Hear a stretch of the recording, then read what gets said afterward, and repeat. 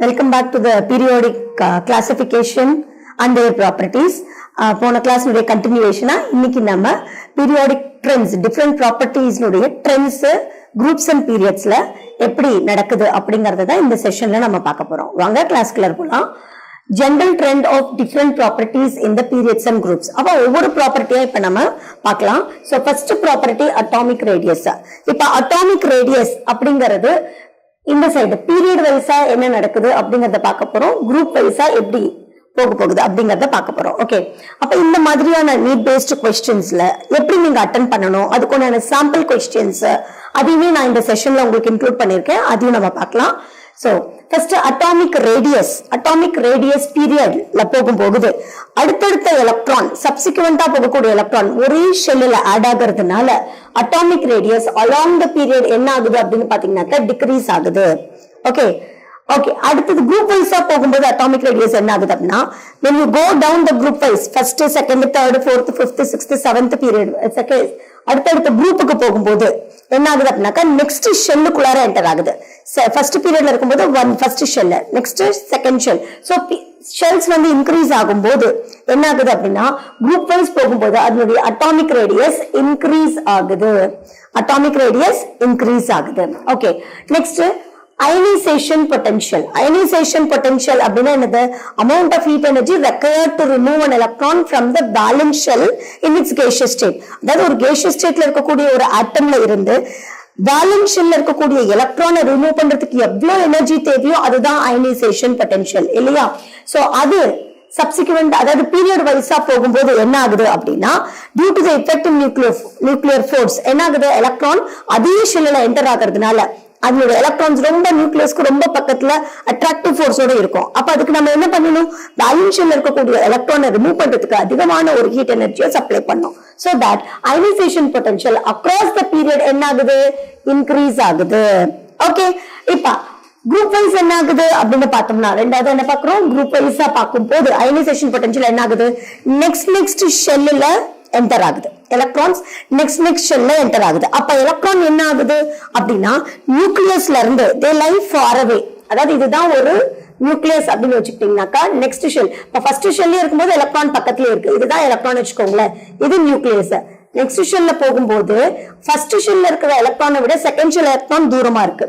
அதே தேர்ட் ஷெல்ல போகும்போது தேர்ட் ஷெல்ல இருக்கக்கூடிய எலக்ட்ரான் இதை விட தூரமா இருக்கு இல்லைங்களா? உங்களுக்கு அந்த டிஃபரன்ஸ் புரியும் நினைக்கிறேன். அப்ப நம்பர் ஆஃப் ஷெல்ஸ் இன்க்ரீஸ் ஆக என்ன ஆகும்? எலக்ட்ரான்ஸ் நியூக்ளியஸ்ல இருந்து ரொம்ப தூரத்துல போயிடும். அப்ப என்ன ஆகும் அப்படின்னா அதனுடைய ஷீல்டிங் எஃபெக்ட், அதனுடைய attractive forces towards the nucleus because of the shielding effect என்ன ஆகும் அப்படின்னாக்கா they try to cleave very gently. அது என்ன பண்ணிடும்? நியூக்ளியஸ் அட்ராக்ஷன் எனக்கு கிடைக்கல. ஓகே, அதுவும் இல்லாம உள்ளார இருக்க ஷெல்ல இருக்க எலக்ட்ரான்ஸ் எல்லாம் என்னை ஷீல்ட் பண்றேன். அப்ப நான் என்ன பண்ணுவேன்? வெளியில இருக்க எலக்ட்ரான் ஈஸியா கிளீவ் ஆகி வெளியில போயிடலாம் இல்லையா? அப்ப என்ன ஆகும் அப்படின்னா அதுக்கு நான் ரொம்ப அதிகமான ஹீட் எனர்ஜி சப்ளை பண்ணுங்கிற அவசியமே இல்லை. Very less ionisation potential apply பண்ணாவே போதும், எக்ஸ்டர்னல் ஷெல்ல இருக்கக்கூடிய எலக்ட்ரான் ஈஸியா வெளியில நகர்ந்துரும். அப்ப அயனைசேஷன் பொட்டன்ஷியல் என்ன ஆகுது? Decreases down the group. Okay, அடுத்தது நம்மளுடைய எலக்ட்ரான் நெகட்டிவிட்டி என்ன ஆகுதுன்னு சொல்லிட்டு பார்க்கலாம். எலக்ட்ரான் தேர்டா என்ன பார்க்கறோம்னா எலக்ட்ரான் நெகட்டிவிட்டி பார்க்கிறோம்.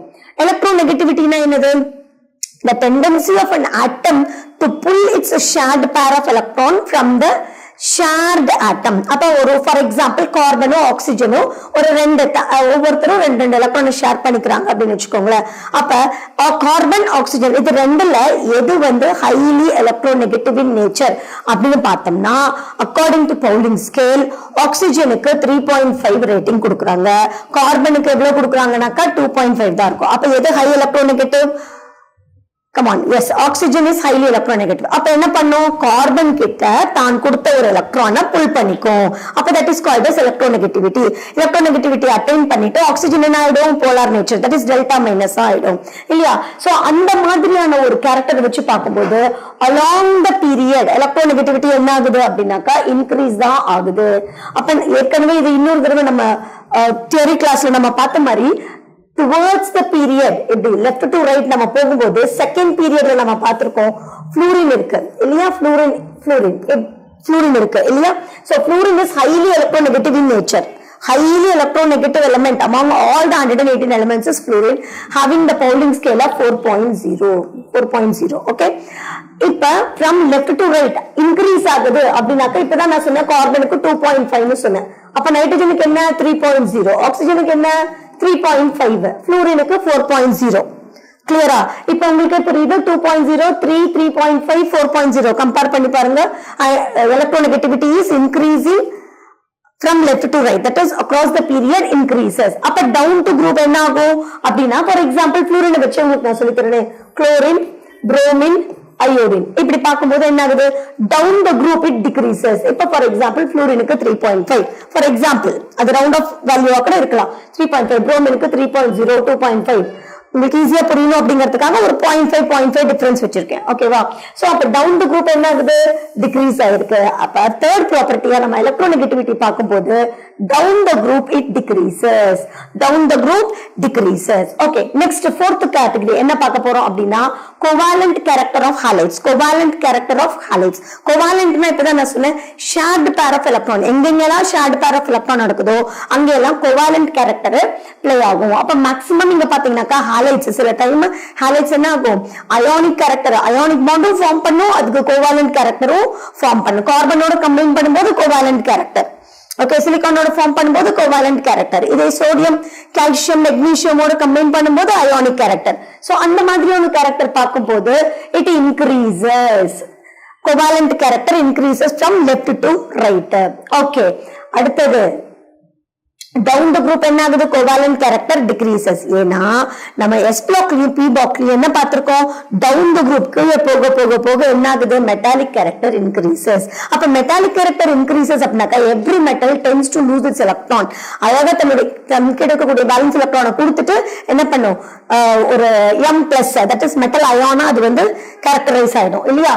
அதனாலதான் covalent character down the group என்ன ஆகுது, டிக்ரீஸ் ஆகுது. அப்ப கோவாலன்ட் கேரக்டரே அதுக்கு ஃபார்ம் பண்ண முடியாது. Ionic character predominant in nature. Okay, next metallic character என்னன்னு பாத்தீங்க அப்படினாக்கா இந்த ரெண்டு டாபிக் கோவாலன்ட் மெட்டாலிக் ரெண்டுமே பாத்தீங்கன்னா ஒரே மாதிரி தான் உங்களுக்கு. சோ அடுத்து பார்க்கறோம், அதனால உங்களுக்கு ரொம்ப ஈஸியா புரிஞ்சுக்கிறதுக்கு ரொம்ப ஈஸியா இருக்கும். ஓகே, இப்ப இந்த மெட்டாலிக் கேரக்டர் அப்படின்னு நம்ம பார்க்கும்போது மெட்டாலிக் கேரக்டர் என்ன ஆகுது அப்படின்னா it decreases, metallic character decreases. Okay, அப்ப லெஃப்ட் டு ரைட் போகும்போது என்ன ஆகுது, மெட்டல் லெஃப்ட்ல இருக்கிறது எல்லாமே பீரியாடிக் டேபிள் லெஃப்ட் சைடுல இருக்கிறது எல்லாமே மெட்டல்ஸ், பட் ரைட் சைடுல இருக்கிறது எல்லாமே நான் metal. So that when you move from left to right in the periodic table metallic character என்ன ஆகுது, டிக்ரீஸ் ஆயிட்டே போகுது. ஓகே, அடுத்தது டவுன் தி குரூப் போகும்போது இப்பதான் அந்த பாயிண்ட் நான் சொன்னேன், அயானிக் கேரக்டர் இன்க்ரீஸ் ஆகுதுன்னு சொன்னேன். சோ அந்த பாயிண்டோட நீங்க கனெக்டிவா வச்சு பாத்தீங்கன்னா metallic character down the group increases. Okay, because they tend to lose electron readily. Okay, oxidize ஆகுது. அதே கனெக்டிவ் தான் வந்து பாத்தீங்கன்னா ஆக்சிடைசிங் ஏஜென்ட். பாருங்க சொல்றது ஒண்ணுமே ஒவ்வொரு பாயிண்ட்டுமே அடுத்தடுத்த ப்ராப்பர்ட்டியுமே கனெக்டிவா தான் இருக்கு இல்லையா? இப்பதான் நான் சொன்னேன் they tend to lose electron. அப்ப any element which is tend to lose the electron they have oxidizing property. They oxidizes themselves. They oxidize themselves and act as a very good reducing agent. கரெக்டா? அப்ப oxidizing nature என்ன ஆகும் அப்படின்னு பாத்தீங்கன்னாக்கா இந்த side left to right increase ஆயிட்டே போகும். But down the group what happens, இது வந்து decreases. அதே மாதிரி on the reverse reducing nature வந்து உங்களுக்கு decrease ஆயிட்டே போகும், and then down the group வந்து உங்களுக்கு increase ஆகும். இதனுடைய ஆப்போசிட் தான் அப்படியே oxidizing nature என்ன ஆகும் அப்படின்னாக்கா oxidize ஆகுது, increase, oxidizing nature is decreasing. So oxidizing nature, reducing nature அப்படிங்கறத நீங்க தெளிவா புரிஞ்சுக்கோங்க. reducing nature தன்னைத்தானே ரெடியூஸ் பண்ணிக்கணும் இல்லையா? சோ தன்னைத்தானே எது ரெடியூஸ் பண்ணிக்கும், எதெல்லாம் ஆக்சிடைஸ் தன்னைத்தானே ஆக்சிடைஸ் பண்ணிக்குதோ அதெல்லாம் ஈஸியா ரெடியூசிங் ஏஜென்ட்டா ஆக்ட் பண்ணும். எதெல்லாம் தன்னைத்தானே ரெடியூஸ் பண்ணிக்குதோ அதெல்லாம் they are very good oxidizing agent. Okay, so இந்த ஆக்சிடைசிங் அப்படின்னா என்ன அப்படின்னாக்கா எதெல்லாம் எலக்ட்ரானை லூஸ் பண்ணுதோ, for example metal when it is losing an electron அது m plus ஆவும் எலக்ட்ரானாவும் மாறிடும். அப்ப இது வந்து ஆக்சிடேஷன் ப்ராப்பர்ட்டி. அப்ப ஆக்சிடேஷன் அப்படி தன்னைத்தானே ஆக்சிடைஸ் பண்றதுனால they act as a very good reducing agent. ஓகேவா? சோ இதுக்கு அப்படியே ஆப்போசிட் என்ன பண்ணலாம், சப்போஸ் ஒரு நான் மெட்டல், ஒரு non metallic ion Cl minus எடுத்துக்கோங்களேன், they tend to get one electron, they tend to get one electron. Chlorine அப்படிங்கிறது என்ன பண்ண, ஒரு எலக்ட்ரானை வாங்கிட்டு Cl minus ஆகும். So this is what we call it as reduction. அப்ப இது ரெண்டுமே கனெக்டிவான டாபிக் தான், ஈஸியா ஞாபகம் வச்சுக்கலாம். நெக்ஸ்ட் ஸ்கிரீனிங் எஃபெக்ட் என்ன ஆகும் அப்படின்னு பாத்தீங்கன்னாக்கா from left to right it increases. Screening effect increases. Screening எஃபெக்ட்னா நமக்கு என்ன தெரியும், அதாவது அவுட்டர்மோஸ்ட் ஷெல்ல இருக்கக்கூடிய எலக்ட்ரானுக்கு எஃபெக்டிவ் நியூக்ளியர் சார்ஜ் ரீச் பண்ணாத அளவுக்கு பெனிட்ரேட்டிங் எஃபெக்ட் கொடுக்கக்கூடிய இன்டர்வீனிங் எலக்ட்ரான்ஸ் தான் நம்ம என்னன்னு சொல்லுவோம் அப்படின்னாக்கா ஸ்கிரீனிங் எஃபெக்ட் அப்படின்னு சொல்லிட்டு சொல்லுவோம். அப்ப screening effect left to right போகும்போது இன்க்ரீஸ் ஆகுது. டவுன் டு த குரூப் என்ன ஆகுது, it increases. Then effective nuclear charge ZF அப்படிங்கறது பாத்தீங்கன்னாக்கா as the electron atomic number increases, the number of protons present in the nucleus also increases along with its neutron. அப்ப அதனுடைய effective nuclear charge left to right போகும்போது என்ன ஆகும், increase ஆயிட்டே போகும். அதே மாதிரி effective nuclear charge down to the group போகும்போது என்ன ஆயிடும் அப்படின்னாக்கா ஓரளவுக்கு கான்ஸ்டன்ட் ஸ்டெபிலைஸ் பண்ணும். Because number of electrons increase ஆகுது. அதனால என்ன ஆகுது, அதனுடைய எஃபெக்ட் வந்து கான்ஸ்டன்டா வரதுக்கு கான்ஸ்டன்டா இருக்கும். அப்புறம் பேலன்சி வித் ரெஸ்பெக்ட் டு ஆக்சிஜன். அப்ப ஆக்சிஜனை பேஸ் பண்ணி அதனுடைய பேலன்சி அப்படின்னு பார்க்கும்போது லெஃப்ட் டு ரைட் என்ன ஆகும், இன்க்ரீஸ் ஆகுது. டவுன் டு தி குரூப் என்ன ஆகுது, ஒரு கான்ஸ்டன்ட்டா அதை மெயின்டைன் பண்ணுது. Next one is the basic character of hydroxide. அப்ப எதெல்லாம் ஹைட்ராக்சைடோட கம்பைன் பண்ணுதோ they have the basic nature. For example, sodium with a hydroxide, sodium hydroxide, magnesium with the hydroxides, magnesium hydroxides இல்லையா. So அது லெஃப்ட் டு ரைட் போகும்போது degrees ஆகுது. Down to the group என்ன ஆகுது, மெட்டல்ஸ்க்கு வந்து இன்க்ரீஸ் ஆகும். in the case of metals it increases. naturally down to the group என்ன ஆகுது, மெட்டாலிக் கேரக்டர் இன்க்ரீஸ் ஆகுது. சோ ஹைட்ராக்சைட்ஸ்க்கு வந்து கண்டிப்பா அது இன்க்ரீஸ் தான் ஆகும். Next basic character of hydrides அப்படின்னு சொல்றாங்க. ஹைட்ரைட்ஸ் அப்படின்னா என்னது, H மைனஸ் இல்லையா. எப்ப வந்து ஹைட்ரஜன் வந்து நான் மெட்டாலிக் நேச்சர்ல வருதோ அப்ப they become hydrates. When they accept the electron they become hydrates. அப்ப hydrates என்ன ஆகுதுன்னு பாத்தீங்கன்னாக்கா from left to right it is decreasing in nature, whereas down to the group it increases. நான் மெட்டலுக்கு டிக்ரீஸ் ஆகவும் மெட்டலுக்கு இன்க்ரீஸ் ஆகவும் ஆகும். சோ அப்ப இந்த ஹைட்ரைட்ஸ் அப்படின்னு வரும்போது நம்ம எதுக்கு அப்படின்னு பார்க்கணும், மெட்டலுக்கா நான் மெட்டலுக்கா. நான் மெட்டலா இருந்தா டிக்ரீஸ் ஆகும், மெட்டலா இருந்ததுன்னா என்ன ஆகும், இன்க்ரீஸ் ஆகும். Okay, next one basic character of oxides. Oxides அப்படின்னாக்கா when it combines with oxygen combustion process அப்ப என்ன ஆகும், அதனுடைய basic nature என்ன ஆகும்னாக்கா it decreases. ஆனா left side ல இருக்கக்கூடியது எல்லாமே down to the group it increases because கீழே போக போக non metals p blockமே நம்ம பார்த்திருக்கோம். topmost non metal metalloids, down to that it is a metal. Okay, so next one is thermal stability of sulfates as well as thermal stability of carbonates. பாத்தீங்கன்னாக்கா from left to right it decreases. Even the thermal stability of nitrates you can consider. இது மூணுமே என்ன ஆகுது அப்படின்னு பாத்தீங்கன்னாக்கா from left to right decreases, whereas thermal stability of sulfates பாத்தீங்கன்னாக்கா increase ஆகுது, carbonates increase ஆகுது, and then nitrates increase ஆகுது. Right? Okay, strength of oxyacids. Oxyacids acidic nature ஓட இருக்கக்கூடிய acids, oxyacids combine பண்ணும்போது left to right it increases, down to the group it decreases. Then density first increase ஆகும், then அதுக்கப்புறமா என்ன ஆகும், குறைஞ்சிட்டே வரும் from left to right, whereas down to the group it increases only. Next one is the electropositivity. So electropositive nature means what, the tendency to accept the proton, accept the electron இல்லையா. so அது பார்க்கும்போது decreases, left to right decreases, but down to the group it increases. clear? so இந்த table வந்து உங்களுக்கு ரொம்பவே யூஸ்ஃபுல்லா இருக்கும். இதை நீங்க சேவ் பண்ணி வச்சுக்கலாம். உங்க இந்த டேபிள் உங்களுடைய क्वेश्चन பேப்பர்ல சப்போஸ் இந்த பர்టిక్యులர் ப்ராப்பர்ட்டில क्वेश्चंस கேட்கும்போது கண்டிப்பா வந்து உங்களுக்கு எப்படி இருக்கும், யூஸ்ஃபுல்லா தான் இருக்கும். அதனால இந்த டேபிளை நீங்க கண்டிப்பா ஸ்கிரீன்ஷாட் எப்படி எப்படி உங்களுக்கு வேணுமோ அந்த ஃபார்மேட்ல நீங்க காப்பி பண்ணிக்கலாம். எழுதி பார்த்துக்கோங்க ஒரு தடவை. மெட்டாலிக் அண்ட் நான் மெட்டாலிக் கேரக்டரா, அயானிக் ரேடியஸா, அட்டாமிக் ரேடியஸா எப்படி வரப்போகுது அப்படிங்கறத பார்த்துக்கோங்க. ஓகே, இப்ப ரொம்ப முக்கியமான ஒரு விஷயம், நீட் பேஸ்ட் questionsல இந்த periodic properties of elementsல இருந்து எத்தனை question மேம் எங்களுக்கு கிடைக்கும், எத்தனை question வரும் அப்படின்னு நீங்க கேட்கலாம். so I'm ready with the answer. கிட்டத்தட்ட உங்களுக்கு 2ல இருந்து 3 question வரைக்கும் இதுல நீங்க கண்டிப்பா எதிர்பார்க்கலாம். உங்களுடைய previous year NEET question paper எடுத்து பாருங்க. இந்த டாபிக்ல இருந்து கண்டிப்பா 2 அல்லது 3 question கண்டிப்பா உங்களுக்கு நீட்ல வரும். 2 or 3 questions. அப்ப எவ்வளவு மார்க் உங்களுக்கு, 8ல இருந்து 12 மார்க் வரைக்கும் கேரண்டி. 8ல இருந்து 12 மார்க் வரைக்கும் இந்த லெசன்ல உங்களுக்கு கேரண்டியா கிடைக்கிறதுக்கு வாய்ப்பு இருக்கு. 100% I can say இந்த டேபிளர் காலம்ல இருந்து கண்டிப்பா உங்களுக்கு ஒரு क्वेश्चन வரும். ஓகே, அப்ப இன்க்ரீஸ் ஆகுதா டிக்ரீஸ் ஆகுதாங்கிறத நீங்க மெமரைஸ் பண்ணிக்கிட்டீங்கன்னா, ஒரு விஷுவலைஸ் பண்ணிக்கிட்டீங்கன்னாவே போதும். ஒரு கண்ணு முன்னாடி கொண்டு வாங்க, விஷுவலைஸ் பண்ணிக்கிட்டீங்கன்னாவே அந்த அயான்ஸ் கொடுக்கும் போது, எலமெண்ட்ஸ் கொடுக்கும் போது, இன்க்ரீசிங் ஆர்டர் டிக்ரீசிங் ஆர்டர்ல கொடுக்கும் போது கண்டிப்பா உங்களால ஆன்சர் பண்ண முடியும். Before that group down to the group elements வந்து நீங்க மெமரைஸ் பண்றது ரொம்ப முக்கியம். அக்ராஸ் த பீரியட் மெமரைஸ் பண்றது ரொம்ப முக்கியம் இல்லையா? ஓகே, நெக்ஸ்ட் இப்ப நம்ம என்ன டைப் ஆஃப் क्वेश्चंस கேட்பாங்க, அதுல இருந்து நான் எப்படி கரெக்டான ஆன்சரை நான் சூஸ் பண்றது மேம் அப்படின்னு கேட்டீங்கன்னா, அதுக்கு தான் இந்த பிடிஎஃப் கொண்டு வந்திருக்கேன். சோ இத நம்ம பார்க்கலாம். இந்த பிடிஎஃப்ல உங்களுடைய क्वेश्चंस எப்படி இருக்கும், அதுக்கு கரெக்டான ஆன்சரை எப்படி நீங்க சூஸ் பண்ணலாம் அப்படிங்கறத பார்க்கலாம். ஓகே,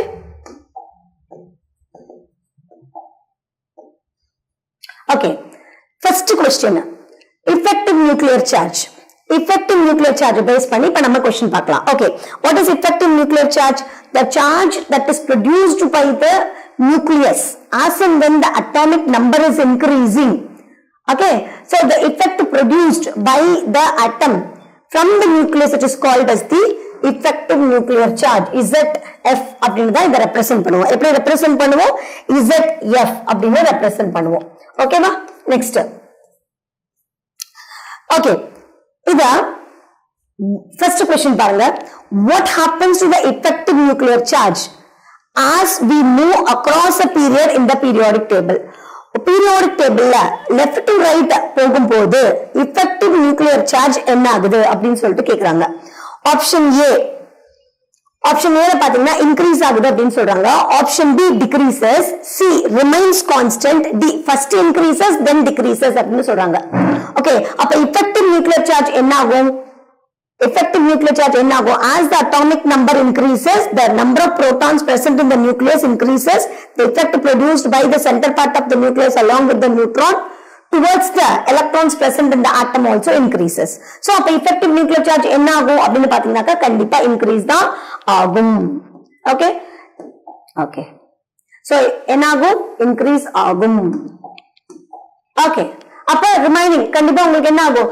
லெஃப்ட் டு ரைட்னு சொல்லிட்டாங்க. மூவ் அக்ராஸ் த பீரியட் அப்படின்னாவே லெஃப்ட் டு ரைட் தான். லெஃப்ட் டு ரைட் எப்பவுமே நம்ம ஃபர்ஸ்ட் நம்பர் எங்க ஸ்டார்ட் பண்றோம்? Hydrogen, number 2 helium, number 3 lithium, அப்படிதான் பீரியாடிக் டேபிள்ல போறோம். சோ லெஃப்ட் டு ரைட் அப்படின்னா அக்ராஸ் த பீரியட் அப்படின்னாவே இன்க்ரீசஸ். அதுதான் கரெக்டான ஆன்சர். ஓகே, சோ क्वेश्चन தெளிவா படிச்சு பாத்துக்கோங்க. நான் கொடுத்த எக்ஸ்பிளனேஷன் தான் இங்கேயும் கொடுத்திருக்காங்க, நீங்க படிச்சு பாத்துக்கலாம். as we move from left to right across the period என்ன ஆகுது? Number of proton Z increases. Number of proton எப்படி சொல்றோம்? Z னா என்னது? Atomic number increases, but the shielding effect remains almost constant. Shielding effect என்ன ஆகுது? almost constant because the electrons are added to the same energy. ஏன்னா எத்தனை number of proton இருக்கோ அத்தனை நம்பர் ஆஃப் எலக்ட்ரான் ஆட் ஆயிட்டே இருக்கு இல்லையா? because number of protons is equal to number of proton is equal to number of electron in an atom இல்லையா? in a neutral atom அப்படின்னு நம்ம சொல்லியிருக்கோம் இல்லையா? so this results in the higher effective nuclear charge, pulling the electron very closer to the nucleus. அப்ப effective nuclear charge அதிகமாக என்ன ஆகும்? electrostatic force of attraction towards the electron also increases. அப்ப பக்கத்துல இருக்கக்கூடிய electrons pull பண்ணிக்கிட்டு அதனுடைய atomic radius கம்மி பண்ணிக்கும். சோ நம்மளுடைய क्वेश्चन என்னது?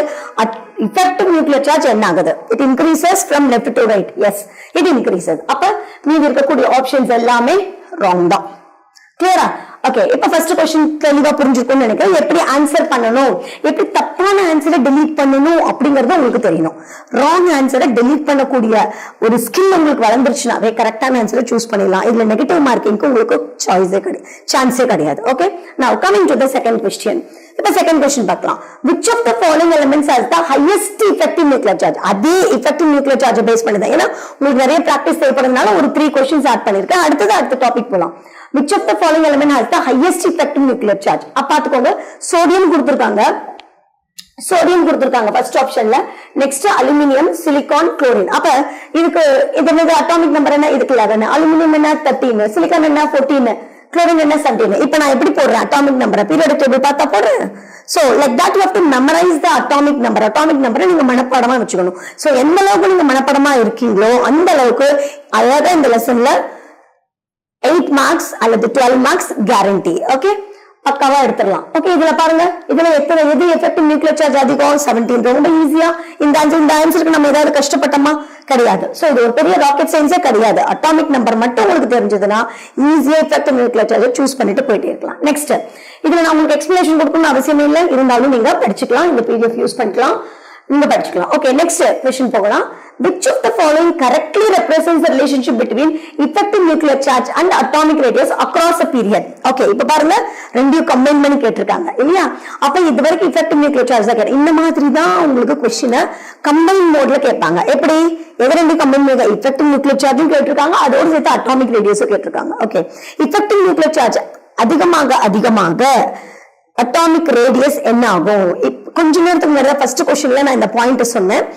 எப்ப வந்து நம்பர் ஆஃப் எலக்ட்ரான்ஸ், அதாவது நியூக்ளியஸ்ல நெக்ஸ்ட் நம்பர் ஆஃப் எலிமெண்ட் போக போக அதனுடைய அட்டாமிக் நம்பர் இன்க்ரீஸ் ஆகுதோ அப்ப எஃபெக்டிவ் நியூக்ளியர் சார்ஜும் அதிகமாகுது.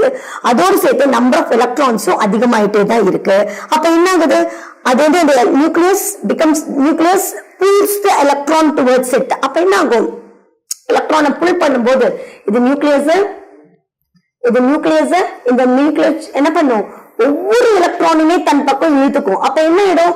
தூரமா இருக்கக்கூடிய எலக்ட்ரான் இருக்க electronic electrostatic force of attraction அதிகமாகும் போது it comes very close to the nucleus. அப்ப அதனுடைய அட்டாமிக் ரேடியஸ் என்ன ஆகும்? கம்மியாகும் இல்லையா? அப்ப கரெக்டான ஆன்சர் என்னன்னு சொல்லுங்க பார்க்கலாம். ஃபர்ஸ்ட் ஏ ஆப்ஷன் என்னது? இன்க்ரீசஸ். எது இன்க்ரீசஸ்? क्वेश्चन கரெக்டா படிக்கணும். Effective nuclear charge increases, atomic radius increases, ரெண்டுமே இன்க்ரீஸ் ஆகுதுன்னு சொல்றாங்க. இது கரெக்டான கான்செப்டா கொஞ்சம் யோசிச்சு பார்க்கணும் நம்ம. அடுத்து பி என்ன சொல்றாங்க? அதாவது எஃபெக்டிவ் நியூக்ளியர் சார்ஜ் இன்க்ரீஸ் ஆகுது, அட்டாமிக் ரேடியஸ் கம்மி ஆகுதுன்னு சொல்றாங்க. இது நம்ம கொஞ்சம் பாயிண்ட் வைக்கலாம், ஒரு டாட் வச்சுக்கலாம். ஓகே, சி ஆப்ஷன் படிங்க. டிக்ரீசஸ். எது டிக்ரீஸ் ஆகுது? எஃபெக்டிவ் நியூக்ளியர் சார்ஜ் டிக்ரீஸ் ஆகுது, அட்டாமிக் ரேடியஸ் இன்க்ரீஸ் ஆகுது அப்படின்னு சொல்றாங்க. இது கரெக்டா அப்படின்னு பார்த்தோம்னா கண்டிப்பா இந்த ஆப்ஷன் என்ன அதை எடுத்தோன்னு உங்களுக்கு ராங்னு தெரிஞ்சிச்சு. ஏன்னா effective nuclear charge left to right போகும்போது கண்டிப்பா டிக்ரீஸ் ஆக வாய்ப்பே கிடையாது. அப்ப இங்க பாருங்க, இங்கேயுமே எஃபெக்டிவ் சார்ஜ் டிக்ரீஸ் கொடுத்துறாங்க. ஓகே, இப்ப நம்மளுக்கு 4 ஆப்ஷன்ல இப்ப 2 எது அப்படின்னு 2 கிடைச்சிச்சு. இப்ப 4 2 கம்மி பண்ணிட்டோம். இதுல வந்து கரெக்டான ஆன்சரை சூஸ் பண்றது ரொம்ப ஈஸி நம்மளுக்கு இல்லையா? அப்ப என்ன ஆகும்? இப்பதான் நான் சொன்னேன், எஃபெக்டிவ் நியூக்ளியர் சார்ஜ் அதிகமாக அதுக்கு பக்கத்துல இருக்கக்கூடிய எலக்ட்ரான் என்ன பண்ணும்? எலக்ட்ரோஸ்டாட்டிக் ஃபோர்ஸ் ஆஃப் அட்ராக்ஷன்னால பக்கமா இழுத்துக்கும். அப்ப தூரமா இருக்கிறத பக்கமா இழுத்தாவே என்ன ஆயிடும்? அதனுடைய ரேடியஸ் கம்மி ஆயிடும். சோ இப்ப நம்மளோட கரெக்டான ஆன்சர் என்னது? Absolutely, this B is the correct answer. ஏங்கிறது கண்டிப்பா தப்பு. ஓகேவா? இப்ப உங்களுக்கு புரிஞ்சிருச்சா எப்படி 4 2 மினிமைஸ் பண்ணும், 2 1 எப்படி கன்வெர்ட் பண்ணுங்கிறத உங்களுக்கு இந்த டெக்னிக்கை நான் உங்களுக்கு சொல்லி கொடுத்துட்டேன். அதுக்கு உங்களுக்கு என்ன தேவை? கான்செப்ட் உங்களுக்கு தெளிவா புரிஞ்சிருக்கணும், क्वेश्चन அழகா படிக்கணும். ஓகே, தொடர்ச்சியா படிக்கணும். அப்ப இதுக்கு சப்போஸ் நீங்க இதை மாத்தி போட்டுக்கிட்டீங்கன்னா கூட ஆன்சர் தப்பாயிடும் இல்லையா? ஃபர்ஸ்ட் இருக்கிறது அட்டாமிக் ரேடியஸ்க்கு, செகண்ட் இருக்கிறது எஃபெக்டிவ் நியூக்ளியர் சார்ஜ்க்கு போட்டீங்கனாலும் ஆன்சர் தப்பா வந்துடும். அப்ப क्वेश्चन வரிசை பிரகாரம், அதாவது சீக்வன்ஸா படிக்கணும்னு சொல்லுவாங்க. வார்த்தை மாறாமல், வேர்டு மாறாம அடுத்தடுத்து தொடர்ச்சியா படிச்சு அதனுடைய ஆன்சரையும் தொடர்ச்சியா படிக்க ஆரம்பிச்சீங்கன்னாவே உங்களுக்கு கரெக்டான ஆன்சர் கிடைச்சிடும். தயவு செய்து 4 ஆப்ஷனையும் தவறாம படிக்கணும். 4 ஆப்ஷனையும் தவறாம படிக்கணும். படிச்சீங்கன்னா மட்டும்தான் உங்களால 4 2 ஃபில்டர் பண்ணி 2 1 கரெக்டான ஆன்சரா கொடுக்க முடியும். தெளிவா புரிஞ்சது இல்லையா? அடுத்தது நெக்ஸ்ட் क्वेश्चन போலாம். அடுத்த டாபிக் பாருங்க, அயானிக் ரேடியஸ் வச்சு எடுத்திருக்கேன். which of the following ion has the smallest ionic radius? இது வந்து என்ன பண்றோம் அப்படின்னாக்கா, இந்த இடத்துல உங்களுக்கு புரிஞ்சிருக்கும். அயானிக் ரேடியஸ் அப்படின்னு நான் சொல்லியிருக்கேன் இல்லையா? அப்ப ஆட்டம் என்ன பண்றோம்? அயானா கன்வெர்ட் பண்றோம். இப்ப என்னென்ன கொடுத்திருக்கேன் பாருங்க, Na+ எப்படி கிடைக்கும்? சோடியம் gives சோடியம் பிளஸ் ஒரு எலக்ட்ரான் இல்லையா? இப்ப மெக்னீசியம் Mg அப்படின்னாக்கா Mg2+ பிளஸ் 2 எலக்ட்ரான். அப்ப Al3+ என்னது? Al gives Al plus 3 electrons. Si அப்படிங்கிறது என்னது? Si plus 4 electron. Si 4 plus 3 plus எத்தனை எலக்ட்ரான் கொடுக்குதோ அத்தனை பிளஸ். ஓகேவா? அப்ப என்னுடைய ஆன்சர் என்ன? ஸ்மாலஸ்ட் அயானிக் ரேடியஸ் அப்படின்னாக்கா எது அதிக எலக்ட்ரானை இழக்குதோ அதுக்கு என்ன ஆயிடும்? அதனுடைய ரேடியஸ் கண்டிப்பா கம்மியாயிடும். புரிஞ்சுதா? எத்தனை நம்பர் ஆஃப் எலக்ட்ரான் இருக்கு. அப்ப இதனுடைய அலுமினியமுக்கு பாருங்களேன், சிலிக்கானுக்கு அலுமினியமுக்கு பாத்தீங்கன்னாக்கா வேலன்ஸ் எலக்ட்ரான் 3 தான் இருக்கு, மெக்னீசியமுக்கு வேலன்ஸ் எலக்ட்ரான் 2 தான், சோடியத்துக்கும் வேலன்ஸ் எலக்ட்ரான் ஒண்ணுதான். சிலிகான் என்னது 4 எலக்ட்ரான் தான் வேலன்ஸ் எலக்ட்ரான். ஓகே, என்ன மேம் அதிகமான எலக்ட்ரான் இருக்கு, கம்மியான ரேடியஸ், எல்லாத்துக்கும் ஈக்குவலான வேலன்சி தானே இருக்கு அப்படின்னு நீங்க சொல்லலாம். பட் இன்னொரு கான்செப்ட் நீங்க ஞாபகம் வச்சுக்கணும். as we move from left to right in the periodic table the atomic size decreases. அப்ப எத்தனை நம்பர் ஆஃப் எலக்ட்ரான் இழுக்குதோ அதுக்கு தகுந்த மாதிரி அதனுடைய அட்டாமிக் அயானிக் ரேடியஸும் என்ன ஆயிடும், குறைஞ்சிடும். புரியுதா? அப்ப உங்களுடைய ஆன்சர் என்னவா இருக்கணும் அப்படின்னு பாத்தீங்கன்னாக்கா டி. புரியுதா? ஏன்னா அதே சீரீஸ்ல தானே இருக்கு இல்லையா? சோ சோடியம் செகண்ட் பீரியட்ல வருது. Sodium I think it is third period, sorry, it is third period. sodium, magnesium, aluminium, silicon, இது third periodல வரக்கூடியது. Okay, next. அப்ப உங்களுக்கு பாருங்க இதனுடைய ஆன்சருமே நான் உங்களுக்கு இங்கே நான் கொடுத்திருக்கேன். ஓகே, இத ரெஃபர் பண்ணிக்கலாம். நெக்ஸ்ட் क्वेश्चन பாருங்க, கொஞ்சம் ட்ரிக்கியான क्वेश्चन தான் உங்களுக்கு. இது கொஞ்சம் நீளமான question. it will take some time to read. which of the following correctly explains the difference between the atomic radius of chlorine and the ionic radius of chloride ion? அப்ப chloride ion na Cl minus, atomic radius of chlorine na Cl வருது. ஓகேவா? அப்ப Cl minus is smaller than Cl due to increased nuclear attraction. ஓகேவா? எப்பவுமே நம்ம ஒண்ணு ஞாபகம் வச்சுக்கணும். ஃபார் எக்ஸாம்பிள் இப்ப நான் சோடியம் எடுத்துக்கிறேன் அப்படின்னா 11 அதனுடைய அட்டாமிக் நம்பர், அதனுடைய தேர்ட் ஷெல்ல தான் ஒரு எலக்ட்ரான் இருக்கு. அப்ப இது வந்து ஒரு எலக்ட்ரானை கொடுத்துருச்சு அப்படின்னா Na+ அப்படின்னு இது ஆகும் போது இது nucleus, first shell, second shell. அப்ப இதை விட இதனுடைய ரேடியஸ் கம்மியா இருக்கா? அப்பனா என்ன அர்த்தம்? Na ரேடியஸ் அதிகம் எதை விட? Na+ விட. புரியுதா? இது வந்து for a cation. Okay, ionic radius of a cation. இது வந்து ionic radius of a cation. Okay, இப்ப இதே ஒரு எக்ஸாம்பிள் ஒரு குளோரினுக்கு அப்ளை பண்றேன்னு வச்சுக்கோங்களேன். இப்ப குளோரின் அப்படிங்கிறது 17 is the atomic number. அப்ப 1 2 3 இதே தேர்ட் ஷெல் வரைக்கும் தான் வரும். இதுல பாத்தீங்கன்னாக்கா நம்பர் ஆஃப் எலக்ட்ரான்ஸ் எத்தனை இருக்கும் அப்படின்னு பாத்தீங்கன்னாக்கா 7 எலக்ட்ரான் இருக்கு இல்லையா? சோ இப்ப இந்த 7 எலக்ட்ரான் இருக்கும் போது இதுக்கு இன்னும் எத்தனை ஒரு எலக்ட்ரான் தேவை? 1 2 3 4 5 6 7 இங்க இருக்க எலக்ட்ரான்லாம் நான் பேலன்ஸ் ஷெல் மட்டும் எடுத்திருக்கேன்.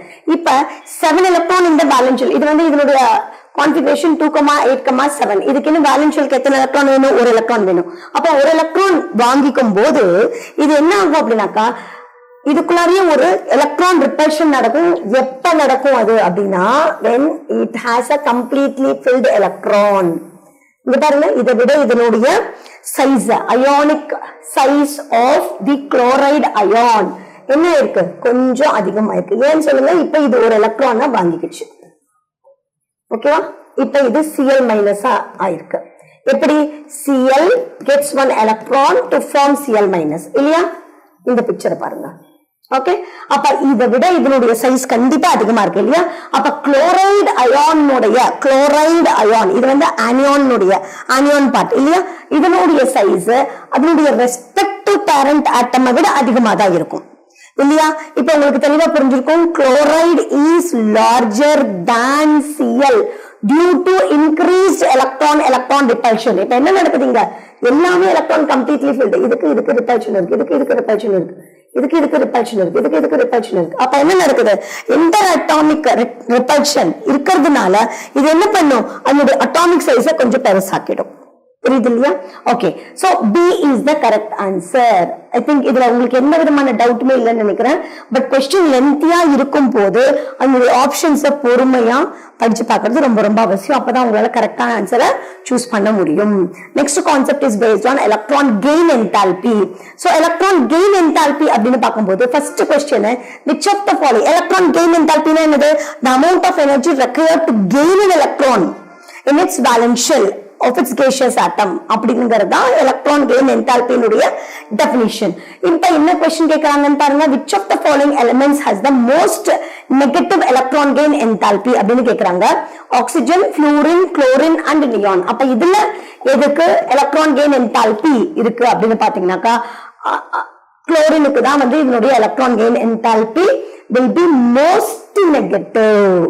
most negative. ஓகே, என்ன ரீசன் அப்படின்னு பாத்தீங்கன்னாக்கா, see the electron gain enthalpy becomes more negative as we move from left to right in a period due to increased nuclear charge. ஏன்னா அதனுடைய நியூக்ளியர் சார்ஜ் என்னவா இருக்கு, அதிகமா இருக்கு, and less negative as we move down the group. அப்ப கீழே வரும்போது less நெகட்டிவா இருக்கும், பட் இந்த பக்கம் போகும்போது அதிகமான நெகட்டிவ் வேல்யூவா இருக்கும்.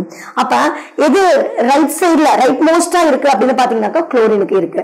ஏன்னா ஃப்ளூரின் இங்க இருக்கு, அதுக்கு கீழே வந்து குளோரின் இருக்கு இல்லையா. So chlorine is the answer. Next, we'll move to the next question. Okay.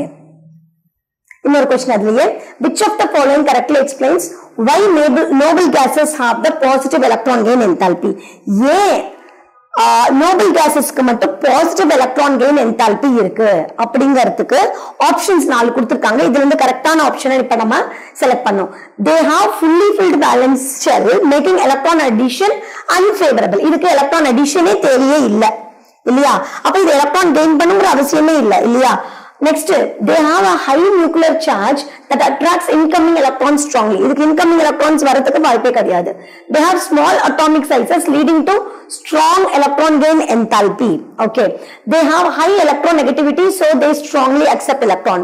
So எல்லா ஆப்ஷனுமே தப்பு. அப்ப கரெக்டான ஆன்சர் என்ன அப்படின்னாக்கா, they addition of electron is unfavorable. addition of electron நடக்கிறதுக்கு வாய்ப்பே கிடையாது அப்படிங்கறது தான் ஃபர்ஸ்ட் பாயிண்ட். சோ அப்ப நம்மளுடைய ஆப்ஷன் ஏல நம்ம ஸ்டிக் ஆன் பண்ணிக்கலாம். அப்ப ஏ தான் இதனுடைய கரெக்டான ஆன்சர். ஓகே, நவ ஐ திங்க் இன்னும் ஒரு டாபிக் இருக்கு. ஆக்சிடேஷன் அண்ட் ரிடக்ஷன் ஸ்டேட்ல ஒரு क्वेश्चन கொடுத்திருக்கேன். which of the following element shows the highest number of oxidation state? oxidation stateனா என்னது?